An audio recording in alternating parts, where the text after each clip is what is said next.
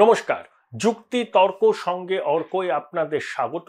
আপনাদের সঙ্গে আমি অর্কপ্রভ সরকার।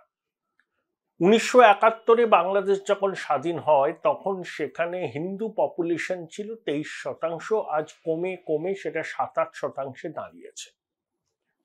এখন বাংলাদেশের এই পট পরিবর্তন সেখানকার সংখ্যালঘুদের জীবন ও সম্পত্তির নিরাপত্তা আদৌ থাকবে কিনা সেই প্রশ্ন কিন্তু উঠতে শুরু করেছে। শেখ হাসিনা তার একটা ধর্মনিরপেক্ষ ক্রেডেনশিয়াল তিনি বজায় রাখতে পেরেছিলেন এবং বাংলাদেশের সংখ্যালঘু হিন্দু বৌদ্ধ খ্রিস্টানরা আওয়ামী লীগকে সমর্থন করত। কিছু অবশ্য ব্যতিক্রম অবশ্যই থাকে, কিন্তু শেখ হাসিনাও শেষের দিকে গদি বাঁচাতে মৌলবাদীদের সঙ্গে সমঝোতা করেছিল। তার জ্বলন্ত নিদর্শন হেফাজতে ইসলামের সঙ্গে তার সমঝোতা বাংলাদেশের পাঠ্য বইতে মৌলবাদী ধারণার প্রতিফলন দেখেছিলাম। এবং 2021 সালে দুর্গাপুজোর সময় বাংলাদেশে হিন্দুরা আক্রান্ত হয়েছিলেন, রক্ত ঝরেছিল। যদিও প্রতিবেশী ভারত কোনো স্পর্শকাতর বিবৃতি দেননি, হাসিনা সরকারও কথা দিয়েছিলেন যে যারা এই কাণ্ড ঘটিয়েছে তাদেরকে রেয়াত করা হবে না, বাংলাদেশ সবার জন্য। ওই যেটা স্লোগান আছে না, যেটা এ রাজ্যেও ব্যবহার করা হয়, ধর্ম যার যার উৎসব সবার, এটা হচ্ছে আওয়ামী লীগের ঘোষিত নীতি। বঙ্গবন্ধু তনয়া ধর্মনিরপেক্ষতা বজায় রাখার চেষ্টা করেছিলেন। যদিও মুজিবের আত্মজীবনে আমি পড়েছি আনফিনিশড মেমোয়ার, সেখানে মুজিবও কিন্তু একটা সময় মৌলবাদী ভাবধারায় দীক্ষিত হয়েছিলেন। একটা এক্সাম্পল দিই, নেতাজি বার্মা থেকে ভারতে ফিরলে, ভারতের শাসন ক্ষমতা হাতে পেলে বাংলাদেশেও কি বলবো আর কি হিন্দু ভাবধারার সম্প্রসার হবে।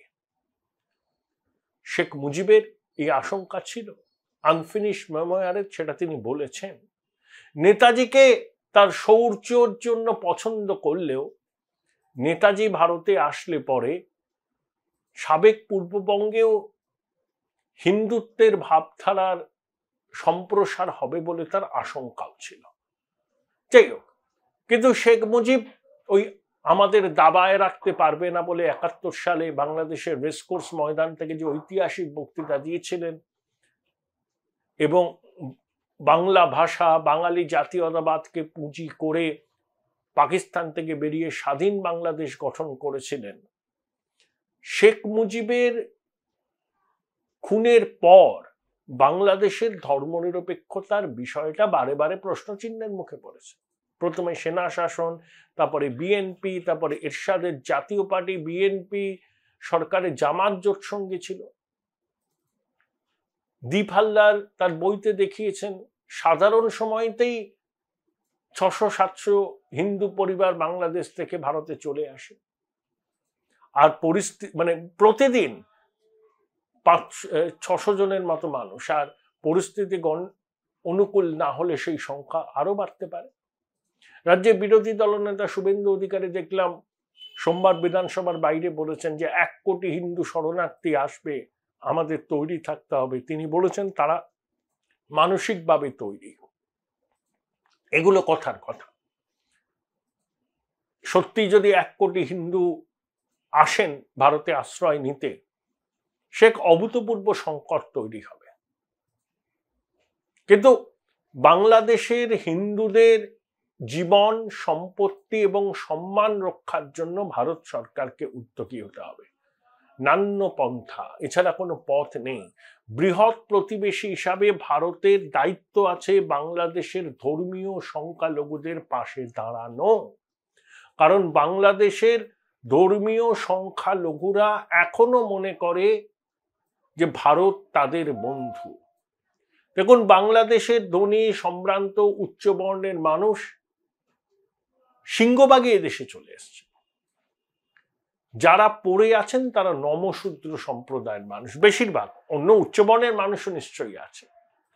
যোগেন মণ্ডলের ব্যর্থ এক্সপেরিমেন্টের কথা আমরা সবাই জানি। সেই যোগেন মণ্ডল বিফল মনোরথ হয়ে এই পশ্চিমবঙ্গেই মারা গিয়েছিলেন। তো বাংলাদেশ, এই পাকিস্তানের আইনমন্ত্রী ছিলেন তিনি, ওগুলো আমরা জানি। তো এই বাংলাদেশের হিন্দুদের অস্তিত্বের সংকট বাংলাদেশ স্বাধীন হওয়ার পর থেকেই হয়েছে। তাদের সম্পত্তি দখল করা হয়েছে, তারা অত্যাচারের মুখোমুখি হয়েছেন, বাধ্য হয়েছেন জলের দরে সম্পত্তি বিক্রি করে চলে আসতে। কখনো কখনো তাদের সম্পত্তি বেদখল পর্যন্ত হয়ে গেছে। এই যে বাংলাদেশে যে বিগত 3 সপ্তাহ ধরে যে অশান্তি চলছে, তাতে হিন্দু পরিবার আক্রান্ত হয়েছেন, তাদের সম্পত্তি দখল হয়েছে, তাদের ধর্মস্থানে আক্রমণ করা হয়েছে, সেই খবর আসছে। সোশ্যাল মিডিয়ায় অনেক ভিডিও ভাইরাল হয়েছে, কিন্তু আমি সেই সব ভিডিও নিয়ে কথা বলতে চাই না, কারণ তাতে সামাজিক অস্থিরতা বাড়তে পারে। আমাদের কাজ নয় সামাজিক অস্থিরতা তৈরি করা, মেরুকরণ করা। আমাদের বক্তব্য হচ্ছে স্পষ্টভাবে বিষয়টাকে ব্যাখ্যা করা। হ্যাঁ, বাংলাদেশে হিন্দুরা নিরাপত্তাহীনতায় ভুগছেন। শেখ হাসিনার গদিচ্যুত হওয়া, তার দেশ ছেড়ে চলে যাওয়া, জামাত রাজপথে দাপিয়ে বেড়াচ্ছে, তারা বাংলাদেশের ধারণারই বিরুদ্ধচারণ করেছিল।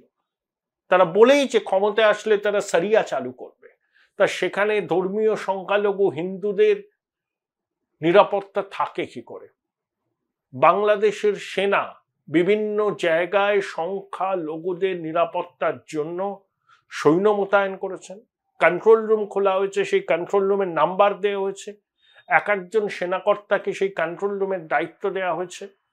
কোনো রকম অপ্রীতিকর ঘটনা ঘটলে সেই কন্ট্রোল রুমে ফোন করে, মোবাইল নাম্বারও দেওয়া হয়েছে, সেনা আধিকারিকদের ফোন করে জানাতে বলা হয়েছে। কিন্তু এত করেও কি বাংলাদেশের ধর্মীয় সংখ্যালঘুদের মন থেকে নিরাপত্তাহীনতা দূর করা যাবে? কেন বাংলাদেশে ধর্মীয় সংখ্যালঘু মানে হিন্দুদের জনসংখ্যা 71 সালে যা ছিল 2024 সালে কার্যত তার 1/3 এসে দাঁড়িয়েছে? এই কারণগুলো গভীরভাবে বিশ্লেষণ করা দরকার। সিএএ চালু হয়েছে তো এই জন্যই যে বাংলাদেশ, পাকিস্তান, আফগানিস্তান থেকে ধর্মীয় কারণে সেখানকার ধর্মীয় সংখ্যালঘুরা যদি ভারতে আশ্রয় চায়, তাহলে ভারত তাদের নাগরিকত্ব দেবে। একটা ডেডলাইন দেওয়া হয়েছিল, তারিখ বেঁধে দেওয়া হয়েছিল, সিএ আইনে রূপান্তরিত হয়েছে। কারণ বাংলাদেশ, আফগানিস্তান, পাকিস্তানে কোনো ইসলাম ধর্মাবলম্বী মানুষ ধর্মের কারণে নিপীড়ন বা নিগ্রহের শিকার হবে না, কারণ ওই 3টে রাষ্ট্রের রাষ্ট্র ধর্ম হচ্ছে ইসলাম। তাহলে ওখানে ধর্মীয় নিপীড়নের শিকার কারা হতে পারেন? যারা ধর্মীয় সংখ্যালঘু। Join Indian Institute of Hotel Management now. Right choice, right decision. তাহলে হিন্দুদের নিরাপত্তা, তাদের সম্পত্তির নিরাপত্তা, তাদের সম্ভ্রমের নিরাপত্তা এখন কিন্তু গভীর প্রশ্নের মুখে দাঁড়িয়ে গেছে। There is no denying the fact. এটা নর্থ ব্লক, সাউথ ব্লক সবাই জানে। বাংলাদেশের সঙ্গে ব্যাক চ্যানেল নিশ্চয়ই তারা করছেন। যদি ব্যাক চ্যানেল না থাকতো তাহলে হাসিনা এত সেফ প্যাসেজ পেতেন না। তিনি আগরতলায় গেলেন, বাংলাদেশ বিমান বাহিনীর পণ্যবাহী বিমান C-120-তে গাজিয়াবাদের কাছে হিন্ডন বিমানবন্দরে নামলেন এবং হাসিনার সেফ প্যাসেজ, যাতে নিরাপদ থাকে, সুরক্ষিত থাকে, প্রয়োজনে হাসিনাকে ঢাকা থেকে উড়িয়ে দিল্লিতে নিয়ে আসা হবে, এই বিষয়টা ভারত সরকার বহুদিন ধরে দেখছিল। প্রণববাবু যখন বিদেশ মন্ত্রী ছিলেন তখনও এই বিষয়ে তিনি উদ্যোগী ছিলেন, কারণ হাসিনা মুজিব হত্যার পর দিল্লিতে এসে প্রণববাবুর ওখানে ছিলেন। আপনাদের মনে হয় যে 2009 সালে এই বাংলাদেশ রাষ্ট্রীয় রাইফেলসের বিদ্রোহ বাংলাদেশের সেনা আধিকারিকদের 57 জনকে খুন করা হয়েছিল, তখন প্রণববাবু বিদেশ মন্ত্রী, তিনি হাসিনার নিরাপত্তা নিয়ে উদ্বিগ্ন ছিলেন এবং বায়ুসেনাকে বলে রাখা হয়েছিল যে কোনো রকম পরিস্থিতি হলেই তারা যেন ইন্টারভেন করে।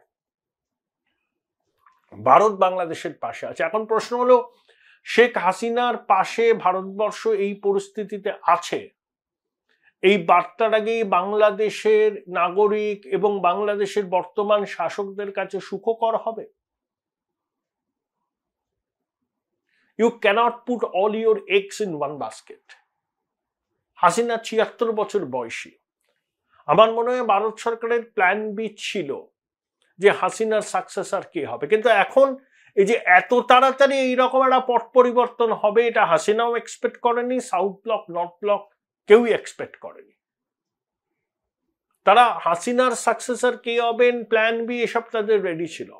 হয়তো বিএনপির সঙ্গে তারা আলাদা করে কথাও বলেছিল। যখন বাংলাদেশের ৭ই জানুয়ারি নির্বাচনের আগে তো বিএনপির একটা প্রতিনিধি দল ভারতবর্ষে এসে তো এখানকার আধিকারিকদের সঙ্গে কথা বলে এবং বিএনপির বক্তব্য হলো যে বিএনপি ভারত বিরোধী এই যে বক্তব্য, এই যে ন্যারেটিভ, এটা শেখ হাসিনা সচেতনভাবে তৈরি করেছেন।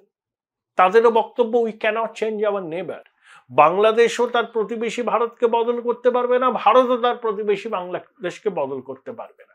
কিন্তু এখন ভারত সরকারকে উদ্যোগী হতে হবে বাংলাদেশের সেনাকর্তা বা তত্ত্বাবধায়ক সরকার বা যখন নির্বাচনের পরে সরকার আসবে সেই সরকারের সঙ্গে একটা সম্পর্ক তৈরি করা।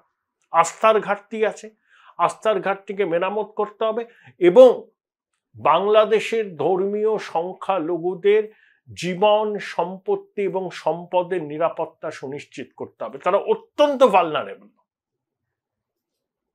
বাংলাদেশে যদি কোনো কারণে ধর্মীয় সংখ্যালঘুদের উপর অত্যাচারের ঘটনা ছড়িয়ে পড়ে, ভারতবর্ষেও কিন্তু ধর্মীয় উন্মাদনা বাড়বে। এখানেও যারা র্যাডিক্যাল হিন্দুত্বের কথা বলেন তারা এই সুযোগটাকে কিন্তু কাজে লাগাবে। মেরুকরণ ইতিমধ্যেই যথেষ্ট, মেরুকরণ কিন্তু আরো বাড়ার সম্ভাবনা। চিন্তা কেন জানেন? ওই যে স্লোগান, আমরা সবাই তালিবান, বাংলা হবে আফগানিস্তান, বাংলাদেশের মাটিতে এই স্লোগান শোনা গিয়েছিল। তবে বাংলাদেশের যারা মুক্ত কণ্ঠ আছেন, যারা লিবারাল ধ্যান ধারণাকে এখনো মনে প্রাণে গ্রহণ করেছেন, যারা মুক্তিযুদ্ধের আদর্শে দীক্ষিত, যেমন শাহরিয়ার কবিরের মতো মানুষ, তাকে আমি ব্যক্তিগতভাবে তার সঙ্গে আমার পরিচয় হয়েছিল, কথাবার্তা বলেছিলাম, অত্যন্ত মুক্তমনা মানুষ। তারা যদি প্রচন্ড কোণঠাসা হয়ে পড়েন তাহলে বাংলাদেশে মৌলবাদীদের টেক ওভার কেউ আটকাতে পারবে না। এই যে ৭১ টিভি বলে বাংলাদেশে একটা টেলিভিশন চ্যানেল আছে, সেটা খুব লিবারাল, সেকুলার, মুক্তিযুদ্ধের আদর্শে অনুপ্রাণিত। তাদের এডিটোরিয়াল কন্টেন্টটা মধ্যে একটা ধর্মনিরপেক্ষতার ছোঁয়া আছে। দুর্ভাগ্যের বিষয়, সেই ৭১ টিভির যেখানে কার্যালয়, যেখান থেকে তারা ব্রডকাস্ট করে, সেটা র্যানস্যাক্ট হয়েছে। তারা বাধ্য হয়েছে সম্প্রচার বন্ধ করার জন্য। তাহলে ঢাকা, খুলনা, যশোর রাজপথে যারা উন্মত্ত আচরণ করছেন, এই যে যশোরের একটি 5 স্টার হোটেলে 13 জনকে পুড়িয়ে মারা হয়েছে, এক অভিনেতা তার বাবার সামনে খুন হয়েছে, পাকিস্তানে এই বাংলাদেশের 2 জন ক্রিকেটার যারা আওয়ামী লীগের সংসদ সদস্য, তাদের বাড়ি ভাঙচুর হয়েছে।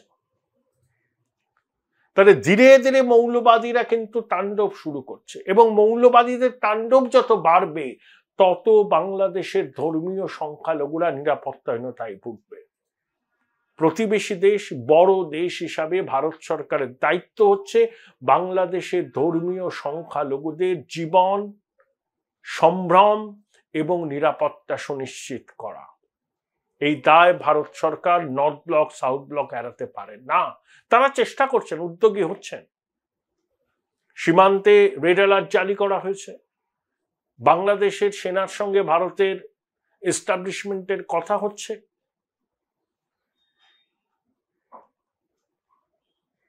এখন আসাম, মেঘালয়, ত্রিপুরা, পশ্চিমবঙ্গ, যে 4 রাজ্যের সঙ্গে বাংলাদেশের সীমান্ত, সেই সীমান্তে নজরদারি বাড়ানো হয়েছে।